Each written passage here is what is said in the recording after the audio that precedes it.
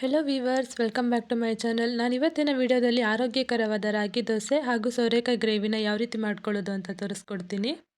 ಈ ರಾಗಿ ದೋಸೆನ ಬೆಳಗ್ಗೆ ಬ್ರೇಕ್ಫಾಸ್ಟ್ಗೆ ಹಾಗೂ ನೈಟ್ ಡಿನ್ನರ್ಗೆ ಕ್ವಿಕ್ಕಾಗಿ ಒಂದು 10 ನಿಮಿಷದಲ್ಲಿ ಮಾಡ್ಕೊಂಡ್ಬಿಡ್ಬೋದು. ರಾಗಿ ದೋಸೆನ ಮಾಡ್ಕೊಳ್ಳೋಕ್ಕೆ ಯಾವುದೇ ರೀತಿ ರಾಗಿನ ಮುಂಚೆನೇ ನೆನೆ ಹಾಕೋ ಅವಶ್ಯಕತೆ ಇಲ್ಲ. 1 ಕಪ್ ರಾಗಿ ಹಿಟ್ಟು ಇದ್ದರೆ ಸಾಕು, ಒಂದು 10 ನಿಮಿಷದಲ್ಲಿ ರಾಗಿ ದೋಸೆನ ರೆಡಿ ಮಾಡ್ಕೊಂಡ್ಬಿಡ್ಬೋದು. ಹಾಗೆ ತುಂಬಾ ಸಾಫ್ಟಾಗಿ ಟೇಸ್ಟಿಯಾಗಿರುತ್ತೆ. ಬನ್ನಿ ಇದನ್ನು ಯಾವ ರೀತಿ ಮಾಡೋದು ಅಂತ ನೋಡೋಣ. ನಾನಿಲ್ಲಿ ರಾಗಿ ದೋಸೆನ ಮಾಡ್ಕೊಳ್ಳೋಕ್ಕೆ ಒಂದು ಬಾಣಲೆಯಲ್ಲಿ 2 ಟೇಬಲ್ ಸ್ಪೂನ್ ಅಷ್ಟು ಎಣ್ಣೆ ಬಿಸಿ ಮಾಡ್ಕೊಂಡಿದ್ದೀನಿ. ಎಣ್ಣೆ ಬಿಸಿ ಆದಮೇಲೆ 1 ಟೇಬಲ್ ಸ್ಪೂನ್ ಜೀರಿಗೆ ಕೂಡ ಹಾಕ್ಕೊತಾ ಇದ್ದೀನಿ.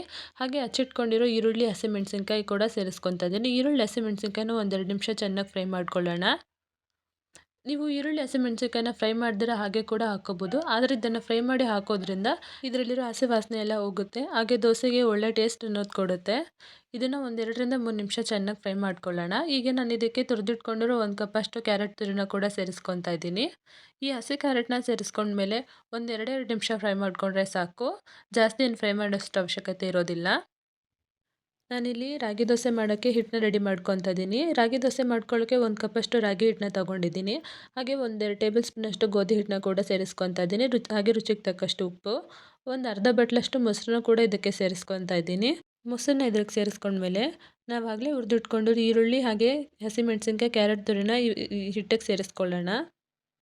ಹಾಗೆ ನಾನೀಗ ಇದಕ್ಕೆ 1 ಕಪ್ಪು ರಾಗಿ ಹಿಟ್ಟಿಗೆ 2 ಕಪ್ಪಷ್ಟು ನೀರನ್ನ ಕೂಡ ಸೇರಿಸ್ಕೊತಾ ಇದ್ದೀನಿ. ನೀರನ್ನೆಲ್ಲ ಸೇರಿಸ್ಕೊಂಡ್ಮೇಲೆ ಇದನ್ನೊಂದು ಸಲ ಚೆನ್ನಾಗಿ ಮಿಕ್ಸ್ ಮಾಡ್ಕೊಳ್ಳೋಣ. ನಾನು ನೀರನ್ನ ಸ್ವಲ್ಪ ಸ್ವಲ್ಪನೇ ಹಾಕ್ಕೊಂಡು ಮಿಕ್ಸ್ ಮಾಡ್ಕೊತಾ ಇದ್ದೀನಿ.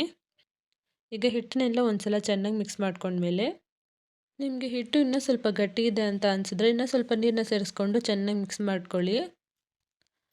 ನೋಡಿ, ಈ ಹದ ಇದ್ದರೆ ಸಾಕು. ಸ್ವಲ್ಪ ನೀರಾಗೆ ಮಿಕ್ಸ್ ಮಾಡ್ಕೊಳ್ಳಿ. ಚೆನ್ನಾಗಿ ಮಿಕ್ಸ್ ಮಾಡ್ಕೊಂಡ್ಮೇಲೆ ಕೊನೆಯದಾಗಿ ನಾನಿಲ್ಲಿ ಸಣ್ಣದಾಗಿ ಹಚ್ಚಿಟ್ಕೊಂಡಿರೋ ಕೊತ್ತಂಬರಿ ಸೊಪ್ಪನ್ನ ಕೂಡ ಸೇರಿಸ್ಕೊತಾ ಇದ್ದೀನಿ. ಹಾಗೆ ಹುರಿದಿಟ್ಕೊಂಡಿರೋ 2 ಟೇಬಲ್ ಸ್ಪೂನಷ್ಟು ಕಡಲೆಬೀಜದ ಪುಡಿ ಕೂಡ ಸೇರಿಸ್ಕೊತಾ ಇದ್ದೀನಿ. ಕಡಲೆಬೀಜದ ಪುಡಿ ಹಾಕ್ಕೊಳ್ಳೋದ್ರಿಂದ ಈ ರಾಗಿ ದೋಸೆಗೆ ಒಳ್ಳೆ ಟೇಸ್ಟ್ ಅನ್ನೋದು ಸಿಗುತ್ತೆ. ಕಡಲೆಬೀಜ ಪುಡಿನೆಲ್ಲ ಸೇರಿಸ್ಕೊಂಡ್ಮೇಲೆ ಚೆನ್ನಾಗಿ ಮಿಕ್ಸ್ ಮಾಡ್ಕೊತಾ ಇದ್ದೀನಿ. ಚೆನ್ನಾಗಿ ಮಿಕ್ಸ್ ಮಾಡ್ಕೊಂಡ್ಮೇಲೆ ಒಂದು ಅರ್ಧ ಗಂಟೆ ಇದನ್ನು ನೆನೆಯಕ್ಕೆ ಬಿಡೋಣ. ಹಿಟ್ಟನ್ನು ನೆನೆಸೋಷ್ಟು ಟೈಮ್ ಇಲ್ಲ ಅಂದರೆ ಇದನ್ನು ಹಾಗೆ ಕೂಡ ಮಾಡ್ಕೋಬೋದು. ನಾನು ಈ ಹಿಟ್ಟನ್ನು ಒಂದು ಅರ್ಧ ಗಂಟೆ ನೆನೆಯಕ್ಕೆ ಬಿಡ್ತಾ ಇದ್ದೀನಿ. ಹಿಟ್ಟು ನೆನೆಯೋಷ್ಟರಲ್ಲಿ ಸೋರೆಕಾಯಿ ಗ್ರೇವಿನ ರೆಡಿ ಮಾಡ್ಕೊಂಬಿಡೋಣ. ಬನ್ನಿ ಸೋರೆಕಾಯಿ ಗ್ರೇವಿ ಯಾವ ರೀತಿ ಮಾಡೋದು ಅಂತ ನೋಡೋಣ. ನಾನಿಲ್ಲಿ ಸೋರೆಕಾಯಿ ಗ್ರೇವಿನ ಮಾಡ್ಕೊಳ್ಳೋಕ್ಕೆ ಒಂದು ಎಳೆ ಸೋರೆಕಾಯಿನ ಕಟ್ ಮಾಡಿಕೊಂಡಿದ್ದೀನಿ. ಹಾಗೆ ಒಂದು ಕುಕ್ಕರ್ನಲ್ಲಿ 2 ರಿಂದ 3 ಟೇಬಲ್ ಸ್ಪೂನಷ್ಟು ಎಣ್ಣೆ ಬಿಸಿ ಮಾಡ್ಕೊಂಡಿದ್ದೀನಿ. ಎಣ್ಣೆ ಬಿಸಿ ಆದಮೇಲೆ 1 ಟೇಬಲ್ ಸ್ಪೂನಷ್ಟು ಸಾಸಿವೆನ ಕೂಡ ಹಾಕ್ಕೊಂಡಿದ್ದೀನಿ. ಸಾಸಿವೆ ಎಲ್ಲ ಸಿಡಿದ್ಮೇಲೆ ಒಂದು 2 ರಿಂದ 3 ಈರುಳ್ಳಿ ಹಾಗೆ ಒಂದು 4 ಹಸಿಮೆಣಸಿನ್ಕಾಯಿನ ಕೂಡ ಸೇರಿಸ್ಕೊಂಡಿದ್ದೀನಿ. ಈರುಳ್ಳಿ ಹಾಗೆ ಹಸಿಮೆಣಸಿನ್ಕಾಯಿನೆಲ್ಲ ಸೇರಿಸ್ಕೊಂಡ್ಮೇಲೆ ಒಂದು 2 ರಿಂದ 3 ನಿಮಿಷ ಇದನ್ನು ಚೆನ್ನಾಗಿ ಫ್ರೈ ಮಾಡ್ಕೊಳ್ಳೋಣ. ಹಾಗೆ ಇದಕ್ಕೆ 1 ಟೇಬಲ್ ಸ್ಪೂನಷ್ಟು ಶುಂಠಿ ಬೆಳ್ಳುಳ್ಳಿ ಪೇಸ್ಟ್ನ ಕೂಡ ಸೇರಿಸ್ಕೊತಾ ಇದ್ದೀನಿ. ಶುಂಠಿ ಬೆಳ್ಳುಳ್ಳಿ ಪೇಸ್ಟ್ನೆಲ್ಲ ಸೇರಿಸ್ಕೊಂಡ್ಮೇಲೆ ಇದರಲ್ಲಿರೋ ಹಸಿ ವಾಸನೆ ಹೋಗೋವರೆಗೂ ಚೆನ್ನಾಗಿ ಫ್ರೈ ಮಾಡ್ಕೋಬೇಕಾಗುತ್ತೆ. ಹಾಗೆ ಇದಕ್ಕೆ ನಾನು ರುಚಿಗೆ ತಕ್ಕಷ್ಟು ಉಪ್ಪನ್ನ ಕೂಡ ಸೇರಿಸ್ಕೊತಾ ಇದ್ದೀನಿ. ಉಪ್ಪನ್ನೆಲ್ಲ ಸೇರಿಸ್ಕೊಂಡು ಒಂದ್ಸಲ ಚೆನ್ನಾಗಿ ಮಿಕ್ಸ್ ಮಾಡ್ಕೊಂಡ್ಮೇಲೆ ನಾನು ಹಚ್ಚಿಟ್ಕೊಂಡಿರೋ ಸೋರೆಕಾಯಿನ ಕೂಡ ಇದಕ್ಕೆ ಸೇರಿಸ್ಕೊಂಡಿದ್ದೀನಿ. ಸೋರೆಕಾಯಿನೆಲ್ಲ ಸೇರಿಸ್ಕೊಂಡ್ಮೇಲೆ ಒಂದ್ಸಲ ಚೆನ್ನಾಗಿ ಮಿಕ್ಸ್ ಮಾಡ್ಕೊಳ್ಳಿ. ಒಗ್ಗರಣೆ ಜೊತೆ ಚೆನ್ನಾಗಿ ಮಿಕ್ಸ್ ಮಾಡ್ಕೊಂಡ್ಮೇಲೆ ನಾನು ಇದಕ್ಕೆ ಒಂದು ಅರ್ಧ ಟೇಬಲ್ ಸ್ಪೂನಷ್ಟು ಅರಿಶಿನ ಪುಡಿನ ಕೂಡ ಸೇರಿಸ್ಕೊತಾ ಇದ್ದೀನಿ. ಹಾಗೆ ಒಂದು ಅರ್ಧ ಟೇಬಲ್ ಸ್ಪೂನಷ್ಟು ಖಾರ ಪುಡಿ, 1 ಟೇಬಲ್ ಸ್ಪೂನಷ್ಟು ಧನಿಯಾ ಪುಡಿ, ಇದನ್ನೆಲ್ಲ ಸೇರಿಸ್ಕೊಂಡ್ಮೇಲೆ ಒಂದ್ಸಲ ಚೆನ್ನಾಗಿ ಮಿಕ್ಸ್ ಮಾಡ್ಕೊತಾ ಇದ್ದೀನಿ.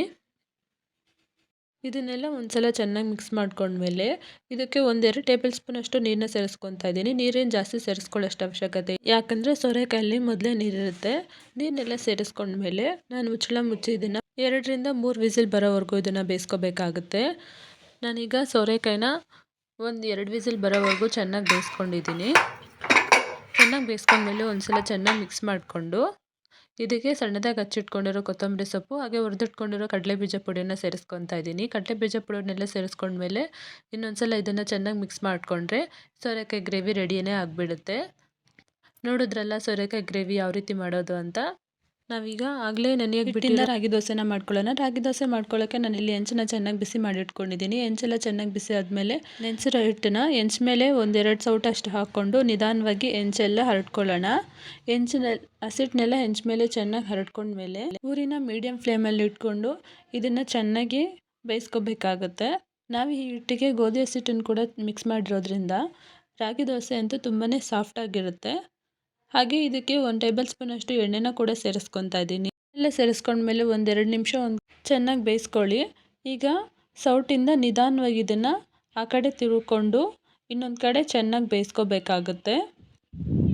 ಎರಡೂ ಕಡೆ ಚೆನ್ನಾಗಿ ಸುಟ್ಕೊಂಡ್ಮೇಲೆ ಇದನ್ನು ಒಂದು ಪ್ಲೇಟಿಗೆ ತೆಗೆಯೋಣ. ನೋಡಿ, ನಾನೀಗ ದೋಸೆನ ಚೆನ್ನಾಗಿ ಸುಟ್ಕೊಂಡಿದ್ದೀನಿ. ಈಗ ರಾಗಿ ದೋಸೆ ರೆಡಿಯಾಗಿದೆ. ಈ ರಾಗಿ ದೋಸೆಗೆ ನಾವಾಗಲೇ ಮಾಡಿಟ್ಕೊಂಡಿರೋ ಸೋರೆಕಾಯಿ ಗ್ರೇವಿ ಜೊತೆ ಸರ್ವ್ ಮಾಡ್ಕೊಳ್ಳೋಣ. ನೋಡಿದ್ರಲ್ಲ, ರಾಗಿ ದೋಸೆ ಹಾಗೆ ಸೋರೆಕಾಯಿ ಗ್ರೇವಿ ಯಾವ ರೀತಿ ಮಾಡ್ಕೊಳ್ಳೋದು ಅಂತ. ಈ ರೆಸಿಪಿ ನಿಮಗೆ ಇಷ್ಟ ಆಗಿದ್ದಲ್ಲಿ ಲೈಕ್ ಮಾಡಿ, ಶೇರ್ ಮಾಡಿ. ಹಾಗೆ ನಮ್ಮ ರುಚಿ ಅಡುಗೆ ಚಾನಲ್ನ ಸಬ್ಸ್ಕ್ರೈಬ್ ಮಾಡ್ಕೊಳ್ಳಿ. Thank you.